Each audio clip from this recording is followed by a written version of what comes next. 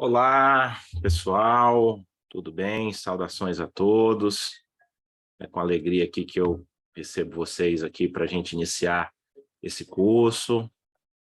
Deixa eu só preparar aqui para a gente começar a conversar. Sejam todos bem-vindos. Aqui é a nossa aula inicial do nosso curso, Processo Fora da Caixa, um curso de processo civil que eu quero construir junto com vocês. Tá tudo ok aí o som, o áudio, o vídeo, estão me vendo? Dê um retorno aí para a gente poder começar aqui a nossa conversa. Tudo ok, certinho, muito obrigado. Muito bem, muito bem. Deixa eu só... Pronto. Só ajustar aqui melhor. Pronto, muito bem. Então, pessoal, boa tarde a todos, boa tarde a todas. Quero começar aqui essa conversa aqui com vocês, me apresentando um pouco. Tem muita gente aqui que já foi meu aluno, que é meu aluno, que a gente já se conhece aí de outros momentos. Tem muita gente nova aqui que está entrando agora para começar com a gente essa proposta de estudar processo civil. Então, por isso, eu quero começar esse curso me apresentando a proposta do curso para vocês, dizendo como é que vai funcionar, e vocês fiquem à vontade aí para usar o chat, para conversar, para mandar perguntas, para mandar os seus questionamentos. Se quiser também usar o microfone, também fiquem à vontade para fazer os seus questionamentos. Para a gente começar a conversar, eu quero dizer para vocês quem eu sou o professor Clóvis, sou professor de processo civil.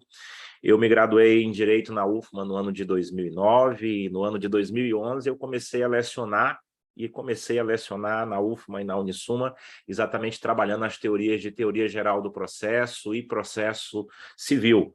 Então, desde 2011, aí já se vão mais de 10 anos, agora completando aqui já 11 anos, este ano de 2022, em que eu estou trabalhando esta disciplina de processo civil. Desde o ano de 2010, eu sou analista judiciário aqui no Tribunal de Justiça do Maranhão, também trabalhando com processo civil. Por isso é uma alegria também trazer e partilhar com vocês um pouco da experiência que eu tenho na atuação na área do processo civil.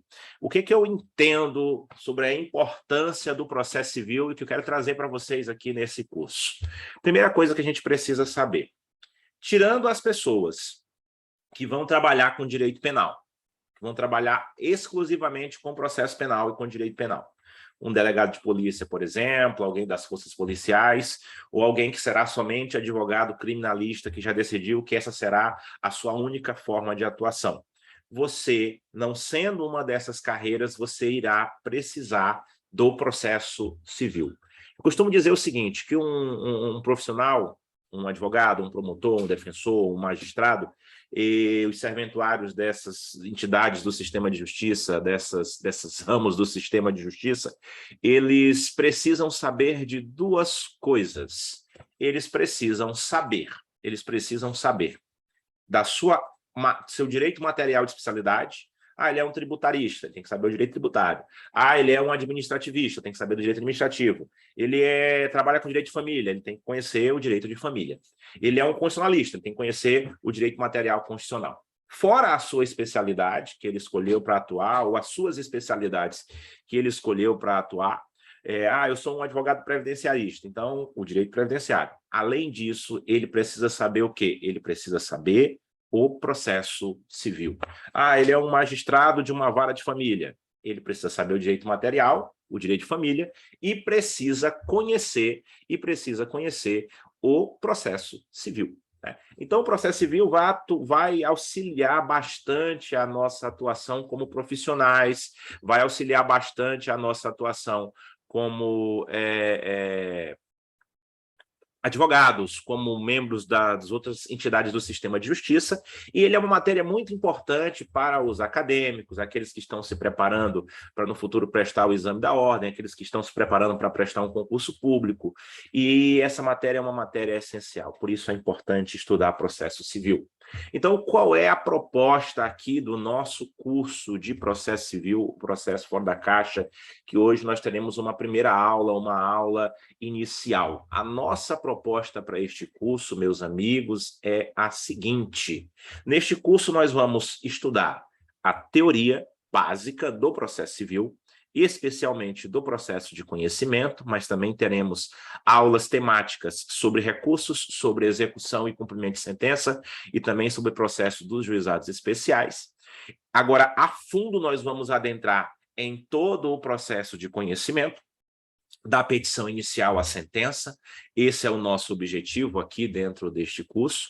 E quando estivermos estudando, além de trazer a teoria, eu quero trazer para vocês as principais decisões dos tribunais superiores, as principais jurisprudências sobre os assuntos que nós estaremos debatendo. Como a gente vai ver hoje, a gente vai começar hoje com uma aula inicial ainda, para a gente aquecer os motores, trabalhando normas fundamentais do processo civil, e nessa aula, trabalhando normas fundamentais do processo civil, nós iremos verificar também algumas decisões judiciais do STF e do STJ sobre o assunto, para iluminar a gente como é que isso na prática tem sido realizado.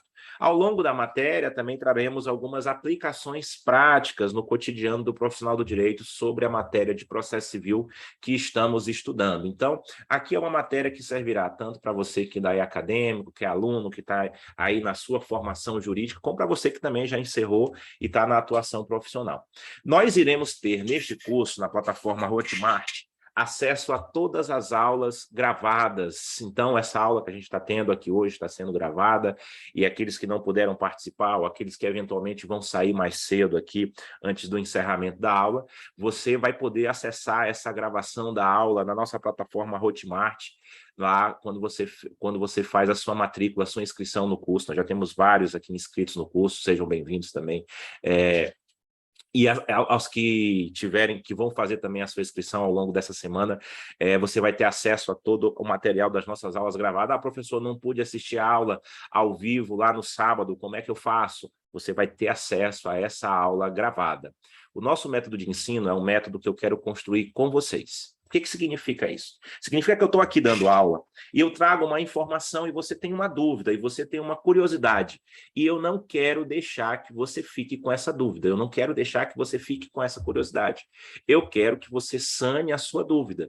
Então, manda a sua pergunta, manda a sua dúvida, manda a sua curiosidade, abre, levanta aí o áudio e faz aí liga o seu microfone, faz o questionamento. A gente vai aprender processo civil junto. Se você tiver dúvidas, a gente vai auxiliar você a compreender essa dúvida. A todos aqueles que fizerem a matrícula no curso e aos que já estão matriculados, vocês irão receber um link para um grupo de WhatsApp, aquele grupo que a gente criou, que muitos de vocês estão participando, um grupo onde eu estou enviando informações, e também irei enviar alguns materiais, o material dessa aula ao final também. Aqueles que estão no grupo irão receber. Mas aqueles que estiverem matriculados no nosso curso terão acesso a um grupo de WhatsApp aberto, onde você vai poder digitar suas dúvidas, as suas perguntas sobre a matéria que a gente está trabalhando, sobre matérias de processo civil que eventualmente você se deparou na sua realidade como profissional, e eu vou tentar trazer a resposta, sanar as suas dúvidas aí nesse grupo, que será um grupo de suporte para que você possa realmente tirar suas dúvidas de processo civil e não deixar que nada fique aí despercebido, que fique sem compreender. Beleza? Então, essa é a nossa matéria, a nossa forma de trabalhar. Nós iremos ter aulas geralmente aos sábados, nosso calendário prevê algumas aulas na sexta-feira, prevê alguns sábados sem aula, mas a nossa ideia é de, nos próximos 2 meses e meio, a quase 3 meses, que nós tenhamos aula quase todos os sábados, algumas sextas-feiras, alguns sábados não teremos aulas, mas está tudo calendarizado. Se houver qualquer alteração, avisarei a vocês com antecedência. E eu tenho uma aula especial para aqueles que estão se preparando para o exame da OAB. Inclusive, ela estava prevista para ocorrer em setembro. Alguns alunos que estão inscritos no exame atual e já irão fazer prova em julho, pediu para que nós antecipássemos essa aula, para que ela ocorresse antes do exame da ordem previsto agora para julho. Então, a minha ideia é realmente antecipar essa aula trazer ela aqui para a semana que antecede a primeira fase do exame da ordem. Você que está se preparando aí para o exame da ordem, esta edição atual, que fará a prova no mês de julho, poderá, junto com a gente aqui, fazer uma aula especial com resolução de questões, analisando as últimas provas de processo civil do exame da ordem, para que você possa, junto comigo aqui, conseguir acertar o maior número de questões possíveis aí no seu próximo exame da ordem. Tá certo? Então, essas são as informações mais importantes. Tá perguntando aqui para a gente, o curso terá quantas aulas? O nosso curso ele tem 42 horas de aula, só que cada encontro são 3 horas, no caso. Então, a gente teremos 14 encontros, né? 14 encontros, nem sextas ou sábados, teremos aí 14 encontros, e o cronograma eu posso encaminhar novamente lá no WhatsApp, certo? A gente encaminha já o cronograma novamente, para que você tenha acesso a ele, tá bom? Deixa eu só encaminhar, aproveitar aqui, que a gente já está aqui ligado, para a gente encaminhar.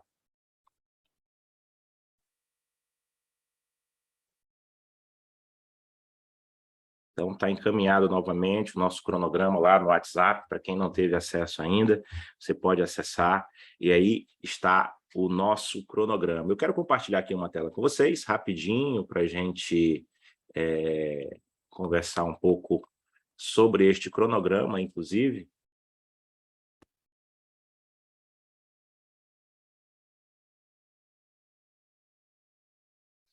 Ok.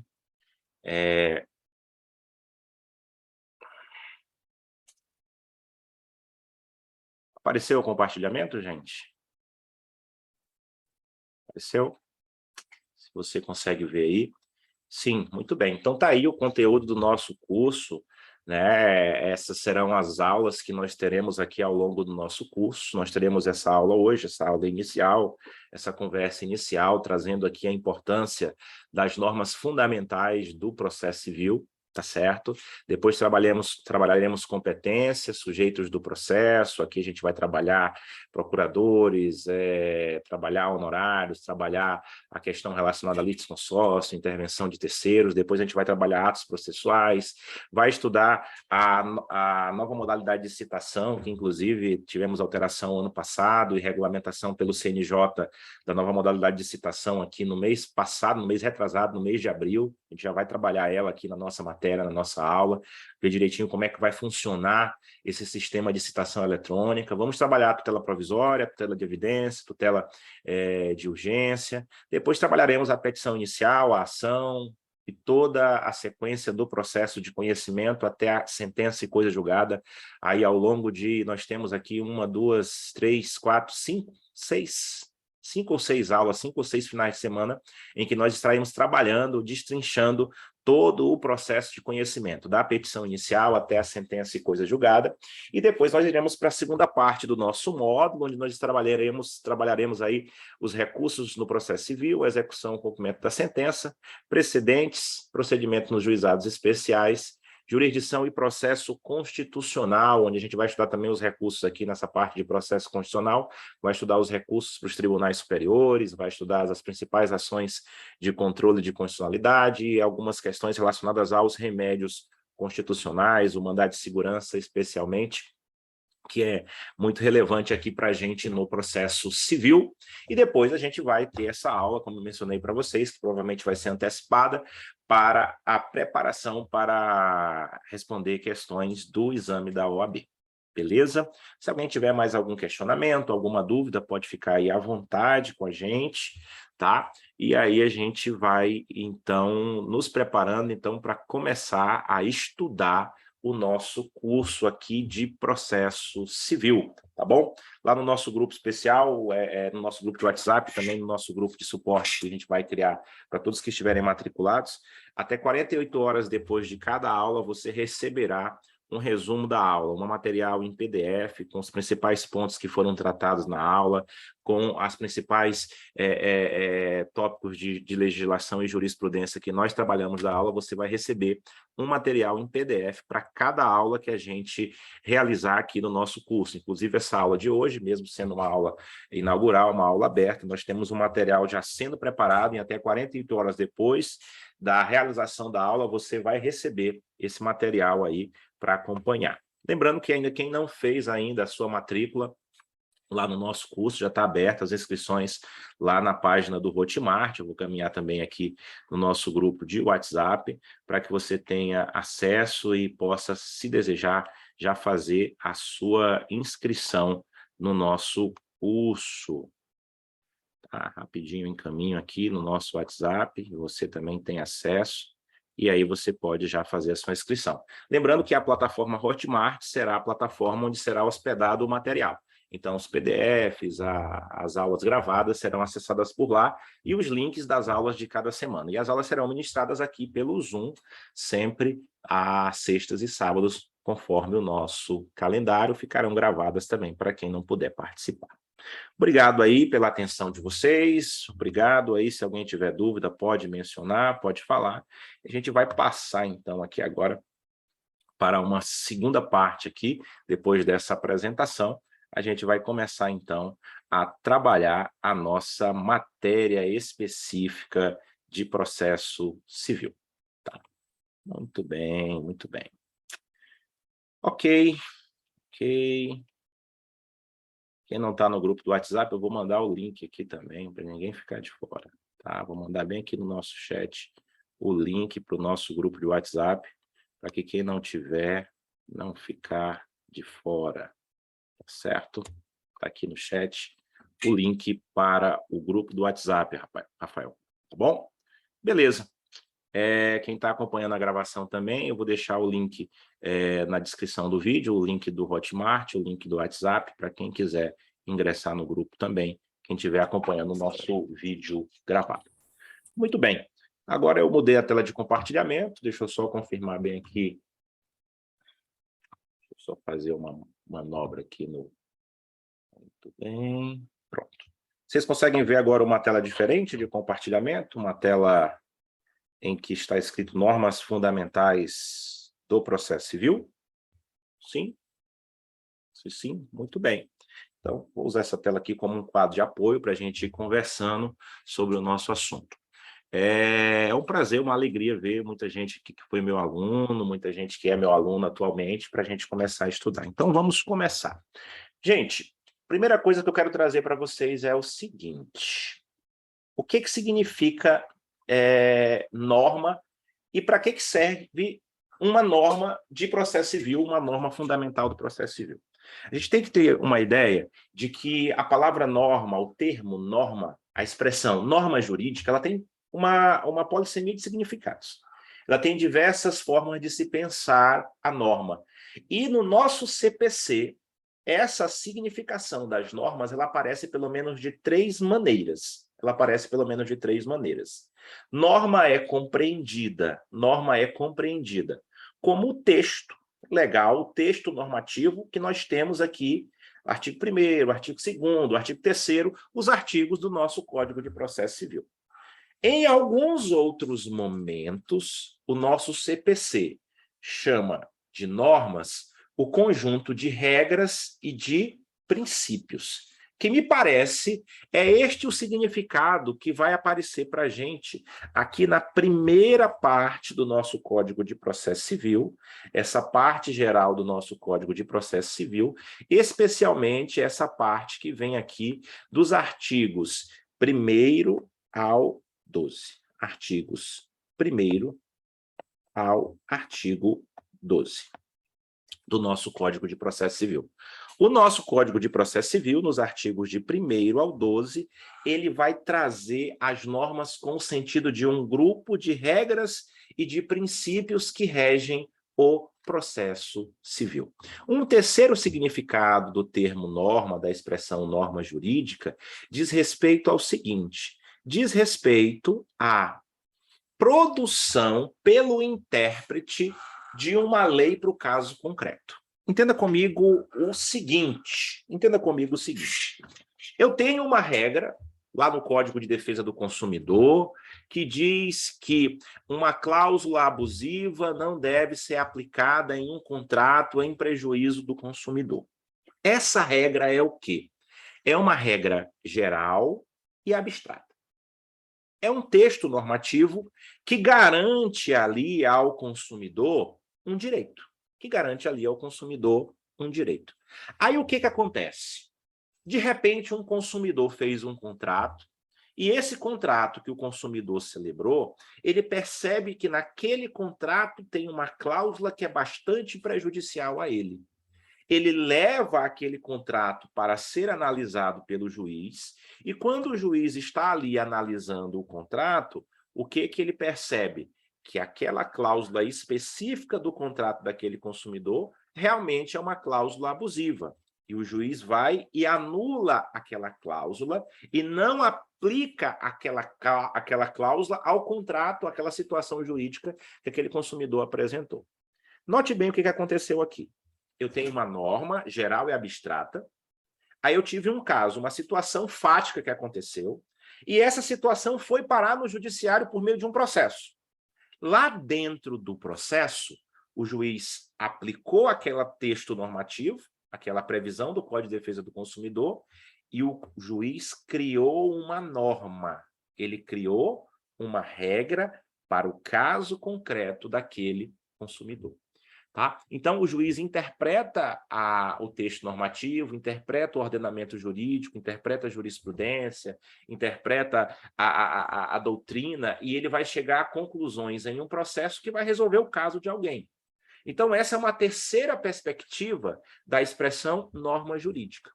Todas essas expressões, todas essas perspectivas do estudo da norma jurídica, eles aparecem aqui dentro do nosso Código de Processo Civil. Eles aparecem aqui dentro do nosso Código de Processo Civil. Todas essas percepções, essas distintas percepções que nós temos da forma de se pensar a expressão norma jurídica aparecem dentro do nosso Código de Processo Civil. E aí nós vamos começar, então, a partir de agora, a analisar, a estudar as principais dessas percepções de norma jurídica que nós temos aqui no Código, e nós vamos seguindo aqui a ordem da primeira parte do Código para trabalhar essas normas, essas principais normas que aparecem aqui para a gente na parte geral do Código de Processo Civil. Então, vamos lá. Vamos começar aqui. Eu quero trazer para vocês a seguinte ideia. Uma ideia antes da gente ver, parte por parte, quais são essas normas fundamentais do processo civil. Professor, aonde é que eu vou usar isso?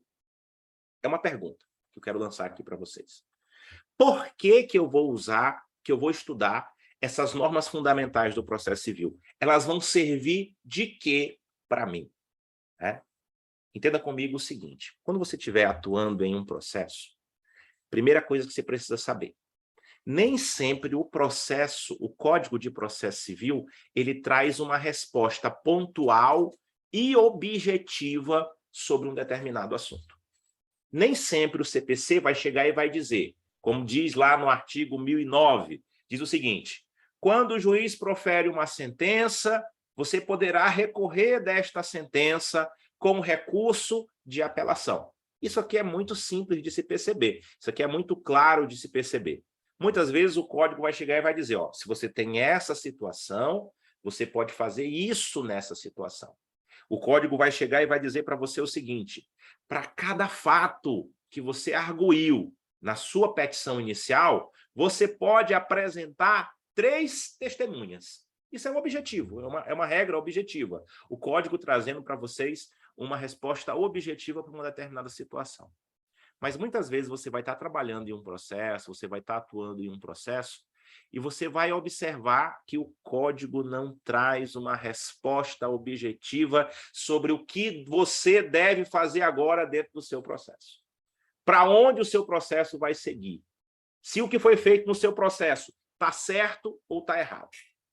Quando você tem uma lacuna, uma situação que as regras do Código de Processo Civil não te dão uma resposta objetiva, aonde é que você vai buscar resposta para verificar o que você faz a seguir no seu processo, se o que foi feito no seu processo, você que é advogado, se ele deve ou não ser anulado, se foi feito ou não foi feito corretamente. Onde é que você vai encontrar a resposta para isso? Você vai encontrar a resposta para isso nas normas fundamentais, nos princípios que regem o nosso direito processual. Então, essa é uma primeira resposta que eu poderia dar para você sobre a importância de se estudar essas normas do direito processual, essas normas do direito processual. Agora, minha gente, além disso, o que nós precisamos saber também? Nós precisamos saber também que quando eu estou lendo o CPC tem uma parte geral e uma parte especial. O que é a diferença de se ter uma parte geral e uma parte especial em um código? Significa dizer o seguinte: aquilo que está na parte geral é vetor de interpretação para o que está na parte especial. É como se fosse uma lente, é como se fosse um óculos. Você tem que ler tudo que está na parte especial do CPC com a lente da parte geral do nosso CPC. Você vai ler a parte especial com a lente da parte geral.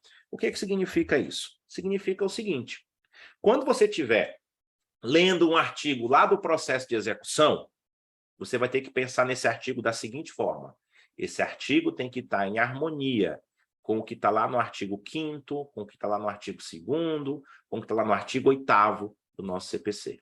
Quando você estiver lendo, estudando um artigo do seu Código de Processo Civil, lá da parte de recursos, você tem que saber o seguinte: esse artigo, lá da parte de recursos, lá no 1002, por exemplo, no 1015, por exemplo, ele tem que estar em harmonia, ele tem que estar em consonância com o que está na parte geral do seu Código de Processo Civil.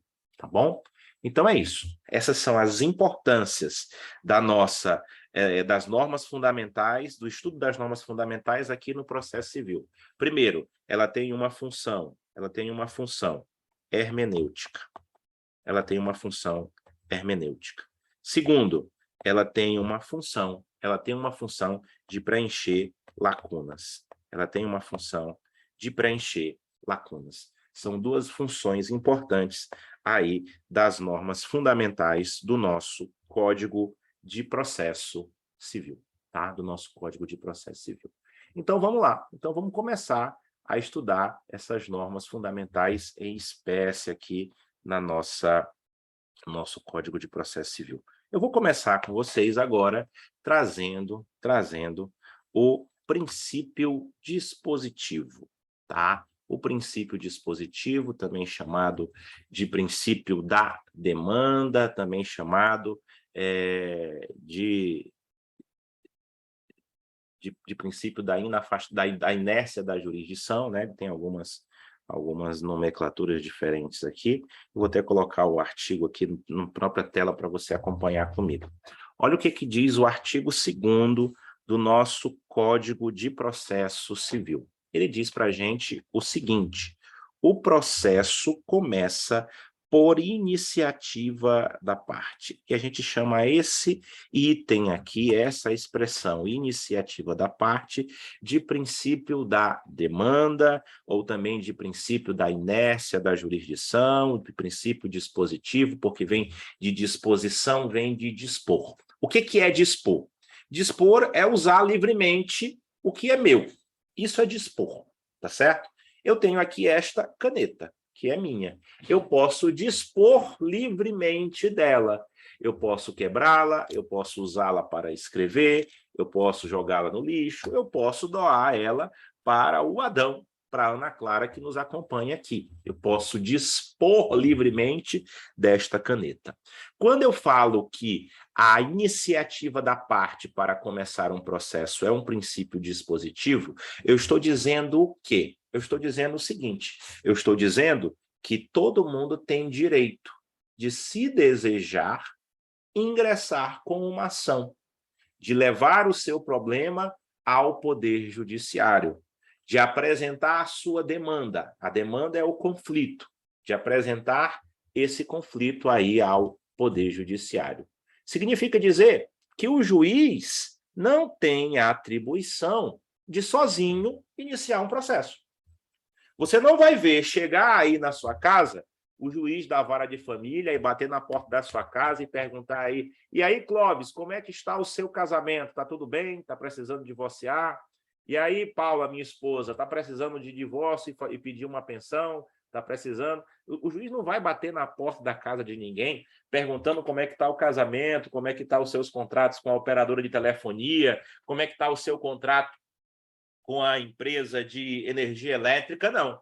Se você tiver uma dificuldade, um problema, uma situação que impõe a atuação do Poder Judiciário, você deve ingressar com a sua demanda perante o Poder Judiciário. Apesar de a gente ter uma previsão no nosso Código de Processo Civil de que o juiz pode sim iniciar alguns processos, como, por exemplo, a restauração de autos, que está prevista lá no artigo 712 do Código de Processo Civil, né? A restauração de autos é um tipo de processo que se permite que o juiz inicie esse processo de ofício, mas é o quê? É uma exceção. Se você observar, aqui, ó, na parte final do artigo 2º, fala salvo as exceções previstas em lei, né? Salvo as exceções previstas em lei. Então, nós temos exceções? Sim. Nós temos situações em que o nosso Código de Processo Civil vai permitir que o juiz inicie o processo de ofício, como é o caso, por exemplo, de restauração de autos. O que é a restauração de autos? Um processo sumiu, um processo se perdeu, um processo físico se perdeu, houve um problema no sistema eletrônico e o processo desapareceu do banco de dados, o juiz vai poder iniciar uma restauração de autos, um novo processo para restaurar aqueles autos que se perderam. Mas isso é o quê? Isso é uma exceção a esse princípio dispositivo, uma exceção a esse princípio do impulso oficial, tá bom? E a gente tem que saber o quê? Que depois que o processo começa, aí ele se desenvolve por impulso oficial. O que significa dizer isso? Que a parte tem a obrigação de se mover, de se manifestar quando ela ingressa com a ação, quando ela faz sua petição inicial. Mas depois que o processo começa, compete ao juiz promover o andamento da ação até que ela se conclua. E aí eu quero trazer para vocês aqui umas informações interessantes da prática deste assunto. O que acontece? Lá no Código Civil, nas causas de interrupção, tá? Nas causas de interrupção da prescrição, tem a seguinte previsão: se interrompe a prescrição com a citação em processo. Então, imagina comigo o seguinte: Bárbara, que está aqui com a gente, processa o Daniel. Bárbara processa o Daniel. E a Bárbara está cobrando um contrato e ela tem aí o prazo de 5 anos para fazer a cobrança deste contrato. Imagina aqui comigo. Que ela entra com essa ação de cobrança contra o Daniel no 4º ano em que se está correndo o seu prazo prescricional, 4 anos após o vencimento desse contrato. Olha o que acontece. Ela ingressou com a ação antes do fim do prazo prescricional. A parte dela, ela fez. Ela ingressou com a ação. 4 anos, então o prazo prescricional era de 5, ela entrou com a ação em 4 anos, então ela entrou antes que o prazo prescricional acabasse. Depois que se ingressa com a ação, aí eu tenho o quê? Eu tenho uma atitude que não é mais de quem ingressa com a ação. Uma atitude que agora é do juiz. O juiz terá que citar o Daniel, comunicar o Daniel, a citação, a comunicação para o Daniel que existe um processo contra ele, vai chamar ele para vir participar do processo. E aí o juiz terá que comunicar ao Daniel que existe um processo contra ele, movido por Bárbara, cobrando aquele contrato. Note bem que do momento que Bárbara entra com a ação até que a citação ocorra, continua correndo a prescrição. A prescrição ainda não foi interrompida. E o que aconteceu em alguns processos que chegaram ao STJ? Aconteceu o seguinte: a pessoa ingressou com a ação, antes do fim do prazo prescricional. Só que entre o ingresso da ação e a citação, a comunicação do réu de que havia um processo contra ele, o que aconteceu? Extrapolou o prazo prescricional. Então, imagina aqui no nosso exemplo. Bárbara ingressou com a ação de cobrança contra Daniel. Tinha o prazo prescricional de 5 anos para mover essa ação. Ela só podia mover essa ação no prazo de 5 anos. Ela moveu a ação aí depois do 4º ano, mas antes do 5º ano. Só que do dia que Bárbara ingressa com a ação até o dia que o juízo cita o Daniel, já se passaram mais de 5 anos. Aí o Daniel vem no processo e argui o seguinte: seu juiz, essa ação está prescrita, porque eu fui citado com 5 anos e meio depois do vencimento da dívida prevista no contrato. Tá? O que o STJ chega e diz para a gente? Chega e diz para a gente o seguinte: olha, como o processo começa por iniciativa da parte, mas os atos que vêm depois disso têm que se desenvolver por impulso oficial, aquele que se movimentou, aquele que ingressou com a ação antes do fim do prazo prescricional, ele não poderá ser prejudicado pela demora do judiciário promover a citação. Então, entenda comigo o seguinte: se a citação ocorre após o prazo de prescrição, mas ocorre após o prazo de prescrição por falha no impulso oficial do judiciário, o que vai acontecer aqui? A parte que ingressou com a ação dentro do prazo não poderá ser prejudicada por isso. Tá certo? Isso é um ponto interessante, para a gente ver a importância da leitura do ordenamento jurídico à luz desse princípio, do impulso oficial. A leitura do ordenamento jurídico à luz desse princípio que está aparecendo aqui para a gente, o princípio do impulso oficial. Tá? Então, está aqui, ó, princípio do impulso oficial. Beleza, minha gente? Professor, mas a simples manifestação da parte não iria ser causa interruptiva da prescrição? A previsão, Daniel, do Código Civil é que o que vai interromper a prescrição não é o ingresso de ação em juízo, é a citação. Entendeu, Daniel?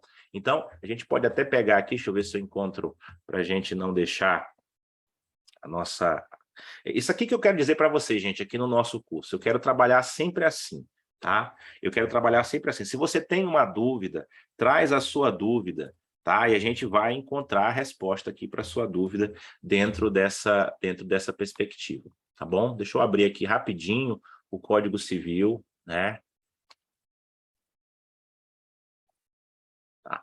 Lá no Código Civil, a partir do artigo 189, a gente trata de prescrição, tá bom? E aí a gente vai encontrar o seguinte, ó, causas que interrompem a prescrição, tá? Causas que interrompem a prescrição. Artigo 202, tá bom? Tá? Artigo 202. Aqui a gente vai ter até, Daniel, uma certa incongruência, porque era com base na redação no CPC antigo, essa decisão que eu estou mencionando para vocês, mas olha o que diz aqui, ó. A interrupção da prescrição, que somente poderá ocorrer uma vez dar-se-á do despacho do juiz, mesmo incompetente, que ordenar a citação, se o interessado a promover no prazo na forma da lei processual. Exatamente. O artigo 202 vai prever essa possibilidade. Se eu entro com a ação, tá, Daniel? Se eu entro com a ação dentro do prazo prescricional, o que vai acontecer? Deixa eu voltar aqui para a minha tela. Tá. Se eu entro com a ação dentro do prazo prescricional, e o despacho, a ação do juiz para que o processo, para que se promova a citação dentro do processo, ela ocorrer após o fim do prazo prescricional, a parte não poderá ser prejudicada, tá? Ok? Então, vamos só responder a sua pergunta de uma forma mais técnica aqui, Daniel. O que interrompe a prescrição não é o fato de você ingressar com a ação. O que vai interromper a prescrição é o despacho que ordena a citação, mesmo que ele ocorra fora do prazo prescricional, tá bom? Mesmo que ele ocorra fora do prazo prescricional. Só respondendo a sua questão aqui, Daniel, de uma forma mais técnica. Ingressei com a ação. Isso já é suficiente para interromper a prescrição? Não. É preciso que se despache a citação do réu. Se essa citação ocorrer fora do prazo prescricional, aí é como a gente vem aqui para o artigo 2º e verifica a aplicação do princípio do impulso oficial. Ele verifica que é a aplicação do princípio do impulso oficial. Se esse despacho que ordenou a citação, essa citação foi realizada fora do prazo prescricional, isso não vai prejudicar aquele que promoveu a ação dentro do prazo prescricional. Tá bom?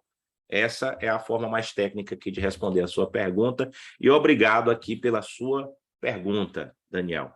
Beleza, gente? Exatamente, Elane. Então, pelo julgamento do STJ, só é preciso que você ingresse com a ação, se você promove a ação no prazo prescricional, mesmo que o réu não seja citado dentro do prazo, que o réu seja citado após você ingressar com a ação. Beleza? Tranquilo. Muito bem. Então, está aqui princípio da demanda, princípio do impulso oficial, e aqui uma aplicação prática aí na jurisprudência deste princípio. Tá? Eu vou colocar esse julgado no nosso material que vocês vão receber aí em PDF. Tá bom? Eu quero trazer agora para vocês aqui um outro princípio que eu trago ele à discussão, inclusive eu quero convidar aqueles que estão aqui em Imperatriz, na próxima quinta-feira eu vou dar um minicurso lá na OAB, convidado aqui pela Comissão dos Jovens Advogados aqui de Imperatriz, eu vou dar um minicurso sobre advocacia nos juizados especiais. Esse é um ponto que eu vou abordar nesse minicurso na próxima quinta-feira, presencial ali na OAB aqui de Imperatriz, na subseção da OAB aqui de Imperatriz. Quem quiser participar, fique à vontade, é aberto e gratuito o evento, tá bom?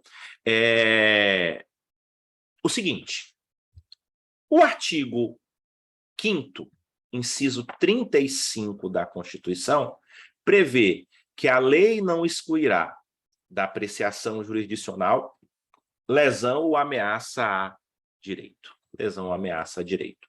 E aí o nosso Código de Processo Civil, ele traz a seguinte redação, complementando e adaptando a redação da Constituição para o Código de Processo Civil. O artigo 3º diz o seguinte: não se excluirá da apreciação jurisdicional ameaça ou lesão a direito. Não se excluirá da apreciação jurisdicional lesão ou ameaça a direito. Nós chamamos esse princípio de princípio do acesso à justiça ou da inafastabilidade da jurisdição. Significa dizer o quê? Significa dizer que o judiciário nunca pode recusar-se, a apreciar uma demanda que foi apresentada a ele. Nem mesmo a lei pode criar uma situação na qual o judiciário ficará impedido de apreciar uma determinada questão, uma determinada demanda, tá bom? E aí eu quero trazer para vocês aqui algumas informações e algumas questões que surgem a partir deste assunto. Imagina comigo o seguinte, eu tive uma previsão desse sentido na Constituição, no ato institucional número 5, na emenda constitucional de 69, na época da ditadura militar. Dizia que as práticas do Estado feitas com base no AI-5 não podiam ser revisadas pelo Poder Judiciário. As práticas do poder público brasileiro, feitas com base no AI-5, não podiam ser revisadas pelo Poder Judiciário. Se fosse na vigência da atual Constituição, essa previsão era inconstitucional.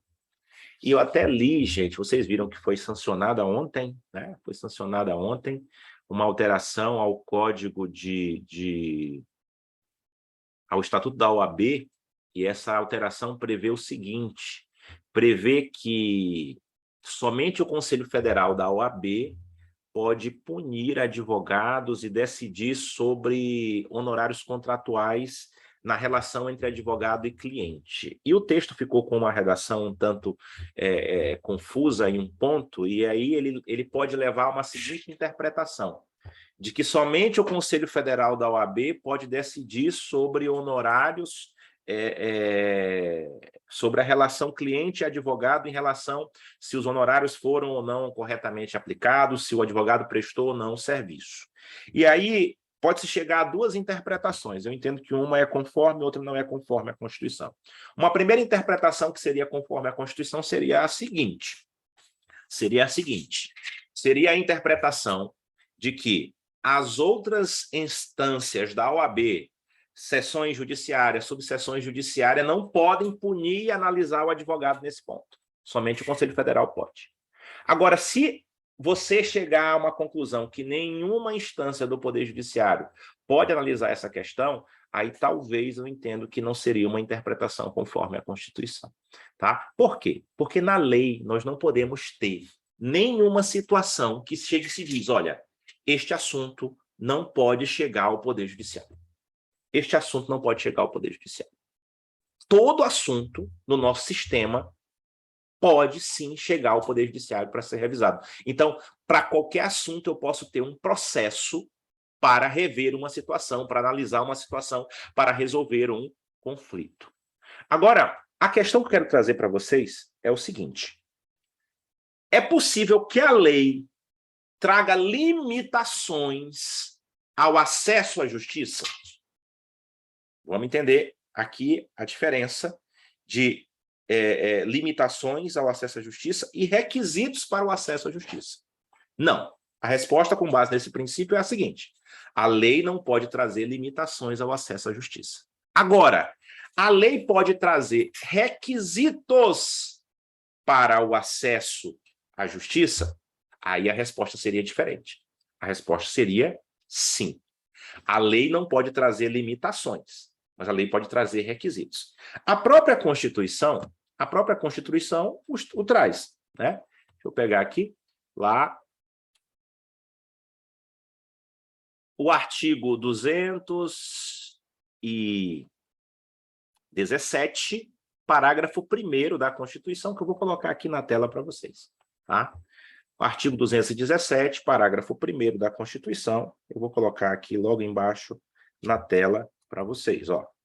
Esse artigo 217 da Constituição Federal, parágrafo 1º, prevê o seguinte: a justiça, o Poder Judiciário só admitirá ações relativas a disciplinas e às competições desportivas após esgotarem-se as instâncias da justiça desportiva regulada em lei. Observa aqui comigo. Instâncias da justiça desportiva reguladas em lei. E ele fala o seguinte, ó, após esgotarem-se as instâncias da justiça desportiva. Aqui não é uma limitação, gente. Aqui é um requisito. Vamos entender a diferença? A Constituição está dizendo que eu não posso levar ao Poder Judiciário questões de competições desportivas. Não, ela está dizendo que eu posso. Só que tem um requisito. Eu já tenho que ter levado à justiça desportiva e lá não obtido uma resposta desejável. Aí sim, eu posso levar isso ao Poder Judiciário. Aí eu posso levar isso ao Poder Judiciário. Tá bom? Essa é uma limitação prevista na própria Constituição. Agora, antes de eu responder a questão da Maísa e do Daniel que apresentaram aqui para a gente vai já falar sobre isso, tá? A lei pode trazer algumas limitações? Pode. E a gente encontra uma aqui no próprio Código de Processo Civil, no artigo 17. Eu vou colocar aqui na tela para vocês também. Eu vou colocar aqui o artigo 17 do Código de Processo Civil, que ele traz para a gente aqui dois requisitos, que nós conhecemos eles aqui como condições da ação. Isso aqui é o artigo 17 do CPC, tá? Artigo 17 do CPC, beleza? Olha o que diz o artigo 17 do CPC. Para postular em juízo, é necessário ter interesse e legitimidade. Para postular em juízo, é necessário ter interesse e legitimidade. Note bem aqui comigo. São 2 requisitos para que você ingresse com uma ação. Diz o seguinte, ó, você pode entrar com ação, mas você vai ter que atender 2 requisitos. Tem que ter interesse e legitimidade. Agora, gente, o que é interesse e o que é legitimidade? Legitimidade, o código até traz um conceito no artigo 18, uma ideia de conceito. Agora, interesse, o código não conceitua. O código diz, para você ingressar em juízo, você tem que ter interesse. Mas o código não chega e diz, interesse é isso. Então, quem é que vai definir o que é interesse? Quem vai definir o que é interesse é o intérprete. É a doutrina, é o julgador, é o membro do Ministério Público, o advogado, aquele que peticiona, que argumenta dentro do processo. É ele que vai definir o que é interesse. Porque é um conceito jurídico aberto que permite interpretação. Apesar de ser um conceito teórico que foi criado pela teoria de Lieberman, né? Lieberman, vou colocar aqui para vocês, ó. Foi o autor da teoria das condições da ação e ele criou o primeiro conceito aí do que seria o interesse. O que seria o interesse, tá bom? E aí, na interpretação desse conceito, dessa ideia dele, começa-se a colocar algumas limitações. E aí, o que eu quero trazer para vocês, quero dizer para vocês o seguinte. Antes de eu entrar com a ação, eu tenho que procurar solução para o meu conflito em outro lugar que não o Poder Judiciário, né? E aí a pergunta que eu faço.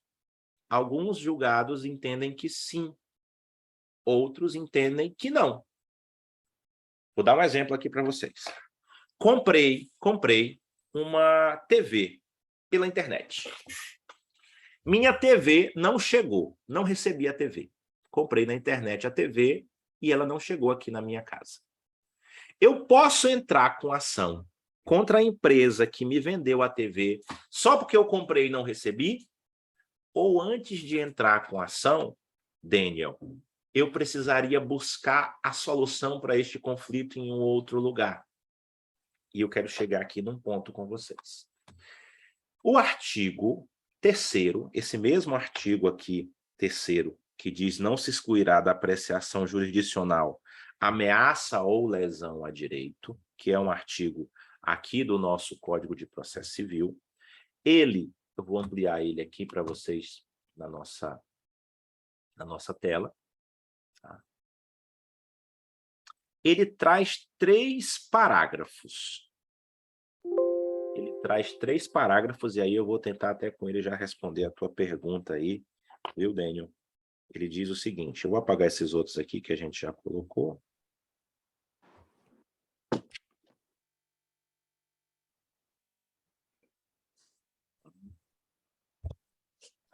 Aí.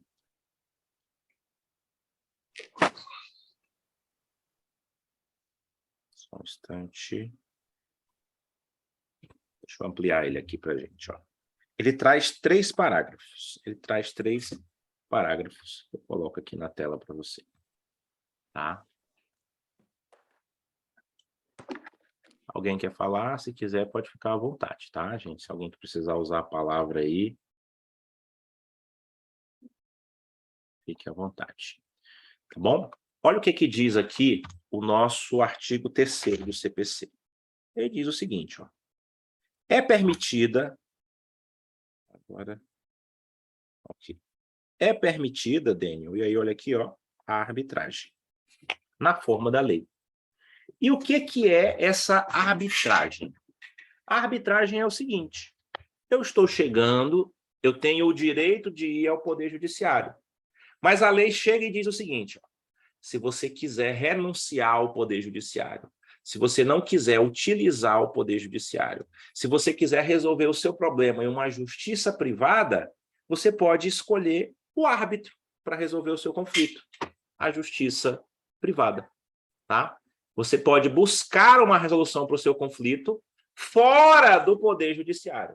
Isso é legal? Sim, isso é legal, tá? Então, o contrato que possui uma cláusula de eleição de foro em juízo arbitral é uma exceção à inafastabilidade da jurisdição? Sim. Quando voluntariamente os envolvidos em um conflito chegam e dizem: eu não quero que o meu processo seja resolvido pelo Poder Judiciário. Eu quero que o meu processo, o meu conflito, seja resolvido por um árbitro, um juiz privado, que eu e o outro envolvido no conflito escolhemos. Beleza? É uma situação que nós saímos do Poder Judiciário. Não é porque a lei disse, ó, nesse caso você não vai. Não, você vai. Mas você optou por não ir. Como é dispositivo, como é um direito seu, se você voluntariamente dispõe desse direito e diz não quero o Poder Judiciário, então pronto, você não irá mais ter o seu caso julgado pelo Poder Judiciário. Atenção, conforme a Lei 9.307, que é a lei que regulamenta a arbitragem, Lei 9.307, não é qualquer direito que se admite você renunciar à jurisdição estatal e escolher a arbitragem.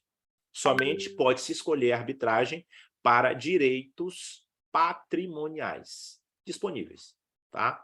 Só pode ser escolhido por pessoas maiores e capazes, direitos patrimoniais disponíveis, e também hoje é permitida a arbitragem em contratos administrativos de delegação do poder público. Também é permitido se, por exemplo, eu tenho um contrato do Estado com a Companhia de Energia Elétrica, é possível ter uma cláusula de arbitragem para dirimir esse contrato. Então, direitos patrimoniais disponíveis, contratos administrativos de delegação de serviço público podem ser resolvidos por meio da arbitragem. Exemplo de direito patrimonial disponível: direito envolvendo propriedade do imóvel, direito envolvendo patente industrial, direito envolvendo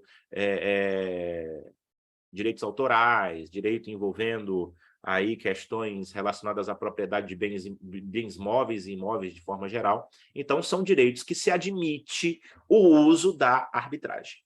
Então, o que nós temos aqui neste artigo 3º? Nós temos a jurisdição, mas aí o artigo chega e diz para a gente: não é só na jurisdição que você vai encontrar forma de resolver o seu problema. Você vai encontrar também na arbitragem. E ele continua, lá no parágrafo 2º diz o seguinte: o Estado promoverá, sempre que possível, a solução consensual dos conflitos. E ele vai destrinchar um pouco mais sobre isso no artigo 3º, no parágrafo 3º. A conciliação e a mediação e outros métodos consensuais, então isso aqui é a conciliação, mediação e outros métodos, deverão ser estimulados. O que eu preciso entender aqui? Aqui a criação do que a gente chama de justiça multiportas. Multiportas.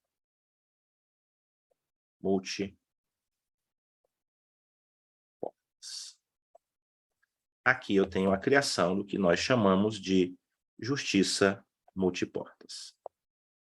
Tá? Justiça multiportas. Ok? O que significa isso? Eu já te respondo, Pedro. O que significa isso? Justiça multiportas. Significa que o judiciário é um caminho para eu resolver o meu conflito? Sim. O judiciário é um caminho para eu resolver o meu conflito.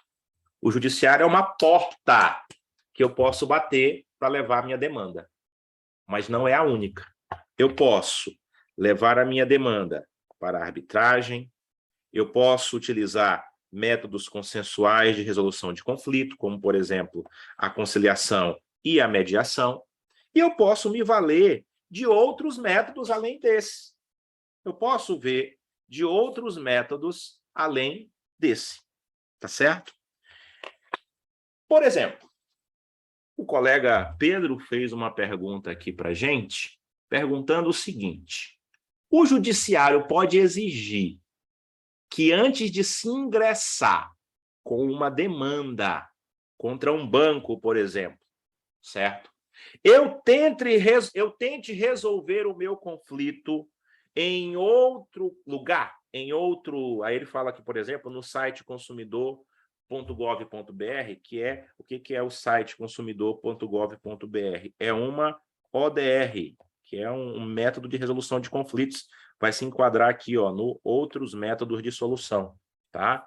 É um Online Disputed Resolution, é um mecanismo online de resolução de conflitos, onde você cadastra a sua demanda, a empresa com que você se relaciona vai ter acesso a essa demanda e vai poder ali vocês negociarem para encontrar uma solução, para encontrarem uma resposta para aquela demanda, tá bom? Isso seria uma ofensa ao artigo 5º, inciso 35 da Constituição e o artigo 3º, né? O que acontece? A discussão sobre esse assunto ainda está uma discussão aberta, viu, Pedro? Os colegas que são advogados aqui já devem ter se deparado com alguns juízes exigindo essa prévia tentativa administrativa de solução de conflitos para que se possa ingressar com uma demanda judicial somente depois que você tentou resolver o conflito. Então, vamos lá, você comprou a sua televisão não chegou, você já pode entrar com a ação contra a empresa que lhe vendeu a televisão ou você precisa antes buscar, tentar resolver essa demanda em outro lugar que não o Poder Judiciário? Vamos lá, 2 respostas para a sua pergunta, Pedro. Vamos lá, 2 respostas para a sua pergunta. O artigo 17 que eu mencionei para vocês agora há pouco diz o seguinte: para demandar em juízo é necessário ter interesse e legitimidade. Legitimidade tem uma certa, mesmo indireta, tem um conceito indireto de legitimidade no CPC, no artigo 18. Agora, interesse é um termo que não tem um conceito determinado dentro do CPC. E aí o que acontece, Pedro? Alguns juízes e tribunais vão entender o seguinte, vão entender que o que significa o interesse? Significa que eu preciso ter uma pretensão resistida. Significa dizer que eu só posso buscar o Poder Judiciário se sim, já de alguma forma, antes de buscar o Poder Judiciário, eu tentei uma solução para o meu conflito e não consegui. Entenda comigo, Pedro. Não necessariamente usar o canal, esse canal que você menciona aí, que é o consumidor.gov, que inclusive é interessantíssimo aí, até recomendo o uso dele quando a empresa que você quer litigar tenha lá cadastro, tá certo? Mas alguns juízes e tribunais têm entendido que sim, que seria possível exigir uma prévia tentativa de resolução de conflitos, que teria uma previsão no artigo 17 do CPC, quando se fala da necessidade de interesse, e que essa previsão não seria inconstitucional. E aí eu quero aproveitar para trazer a vocês um julgado sobre esse assunto que eu preparei, né? Obrigado até pela sua pergunta aí, Pedro. Aqui eu separei alguns julgados, tá bom? Eu quero trazer este. Esse aqui é do STJ, é um julgado do STF, é este aqui. Um instante. Tá aqui. É um tópico só dele. Tá aqui. É um recurso extraordinário, julgado ano passado, mas que ele traz como base outros recursos extraordinários que foram julgados anteriormente pela Corte, pelo STF, onde o STF diz o seguinte, ó, vamos pegar aqui no número 1. Vamos aqui no número 1. Ele faz uma referência a um primeiro julgado, o RE 631.240, que decidiu sobre benefício previdenciário. Vamos entender a questão do benefício previdenciário, para depois a gente entrar aqui no DPVAT, que era esse caso aqui está na ementa, né? Ele é de DPVAT, e aí esse tem sido algum dos casos que foram apreciados sobre esse assunto. Entenda comigo o seguinte, era muito comum, há alguns anos atrás, uns 15 anos atrás, as pessoas ingressarem com ação judicial contra o INSS, requerendo benefícios previdenciários na Justiça Federal, sem antes ter ido ao INSS requerer o benefício. Então, a pessoa diz, ó, eu vou entrar logo com a ação, eu não vou nem lá no INSS. Eu vou entrar logo com a ação para requerer esse benefício. Isso também foi muito comum nos casos de DPVAT, que é esse caso julgado que está sinalizando aqui. O que diz o caso de DPVAT? O que é o caso de DPVAT? DPVAT é um seguro que você recebe quando você fica com uma invalidez em decorrência de um acidente. Um seguro que você recebe nessas situações. Muita gente sofreu um acidente, ficava inválido e ingressava com ação para receber o DPVAT, sem nem antes ter ido buscar a seguradora para receber o benefício. Então, tivemos o caso do INSS, tivemos o caso do DPVAT. E aí o que acontece? Nesse julgado, tanto do INSS quanto nesse caso de DPVAT que eu estou trazendo aqui para vocês, o que o STF disse? Disse que não ofende a Constituição, especificamente o artigo 535, não ofende a Constituição, está aqui, ó, a exigência do prévio requerimento, que não se confunde com o exaurimento de vias administrativas.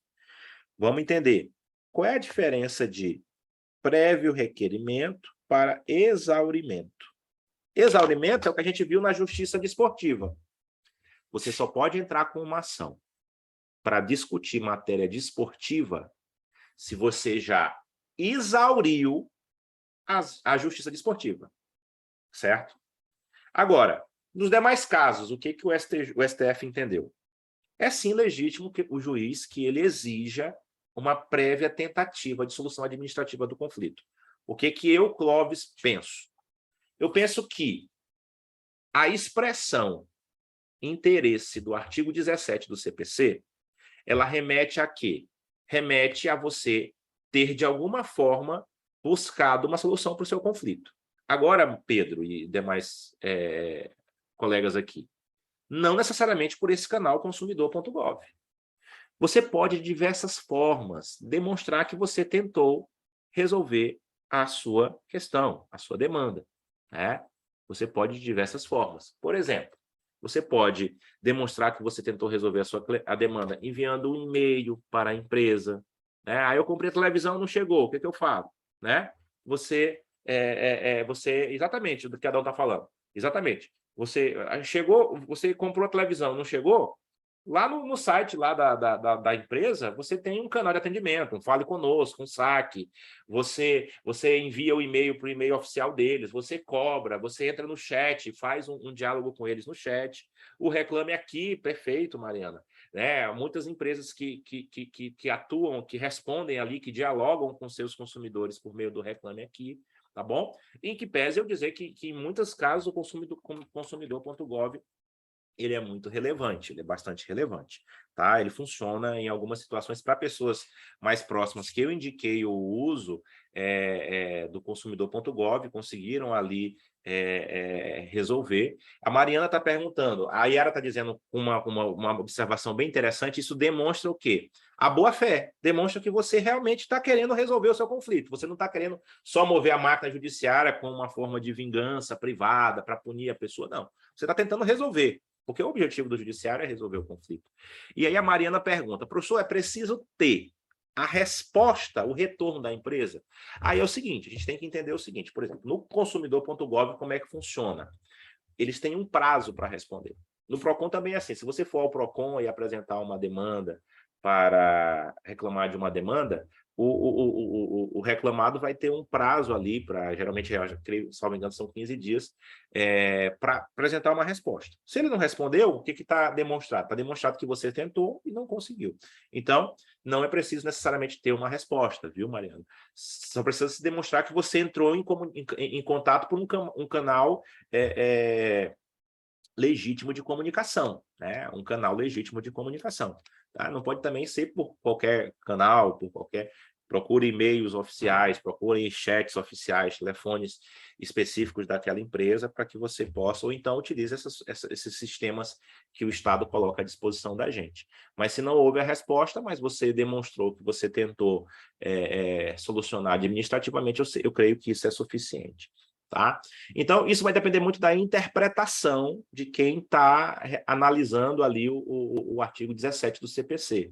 Se o interesse ele é só o interesse de buscar o Poder Judiciário ou se o interesse realmente exige, né, que você, antes de buscar o Poder Judiciário, você tenha efetivamente tentado resolver aquela questão. Vou voltar um pouquinho nisso quando a gente falar de ação na nossa aula mais para frente, tá? Quando a gente falar de ação um pouquinho mais para frente em nossa aula. Então, só para a gente fechar essa ideia aqui, passar para um outro princípio, e aí eu vou dar uma pequena pausa de 5 minutos para vocês, porque a minha ideia é gravar 2 blocos de aula de 1h15, né? De forma que depois fique mais fácil até para quem estiver acessando as gravações e tudo mais. A gente dá uma pequena pausa aí de 5 minutos para ir ao banheiro, para beber uma água e retoma a nossa aula, tá bom? Então, só para a gente fechar aqui a nossa análise do artigo 3º e do princípio da inafastabilidade da jurisdição, significa dizer que hoje eu tenho uma sistemática em que o Poder Judiciário é um caminho que não pode se proibir de que se acesse a ele. Entretanto, é possível colocar requisitos para que se acesse o Poder Judiciário, tá? O próprio artigo 17 do Código de Processo Civil traz alguns requisitos, que são o requisito de interesse da legitimidade, a Constituição traz o requisito da esgotamento das vias para a justiça desportiva. Então, você quer, o meu jogador do meu time de futebol foi afastado por doping, eu posso entrar com uma ação para reverter isso? Pode, mas antes você tem que buscar a justiça desportiva para tentar resolver essa situação. Inclusive, uma última observação, a lei de habeas data, para você solicitar informações suas, pedir correções de informações suas, por exemplo, ou exclusão de informações suas de bancos de dados públicos, a lei de habeas data exige que você só vai poder entrar com o habeas data, que é uma ação constitucional, se antes você já tentou administrativamente obter, excluir ou retificar essa informação. Se você já tentou e não obteve, aí você pode entrar com a ação constitucional, que é o habeas data. Se você não tentou antes, então você não pode entrar com a ação. E além do judiciário, com seus requisitos de acesso, existem outros caminhos que você pode usar para resolver os seus conflitos, como a arbitragem, quando você escolhe voluntariamente, você e a outra parte envolvida no conflito, um árbitro, um terceiro, um juiz privado, para julgar o seu caso. Esse juiz privado só vai poder julgar casos envolvendo direitos patrimoniais disponíveis de pessoas maiores. Isso tudo está regulamentado na Lei 9.307, tá? Lei 9.307, vou até colocar aqui para você, ó, 9.307, tá? Lei 9.307. E nós temos a conciliação, a mediação e outras formas de solução de conflito, como, por exemplo, o ODR, o canal consumidor.gov, que é um meio online de resolução de disputas, tá certo? Existem outros métodos que podem ir surgindo ao longo do tempo. Nós temos comissões de disputa, por exemplo, é possível que duas empresas celebrem um contrato de longa duração e elas criem uma comissão de resolução de disputas. Criam ali um grupo de pessoas técnicos que têm conhecimento daquele contrato, se a gente verifica no direito empresarial, pessoas que têm um conhecimento técnico sobre determinado assunto, e essas pessoas formarão uma comissão, e ao longo da duração daquele contrato, se surgirem dúvidas sobre a aplicação do contrato, aquela comissão de resolução de disputas será responsável por analisar aquela situação. Beleza, gente? Vamos dar um pequeno intervalo aí de 5 minutos, e aí já a gente retorna para o nosso segundo bloco de aula desse dia de hoje. Grande abraço, até já.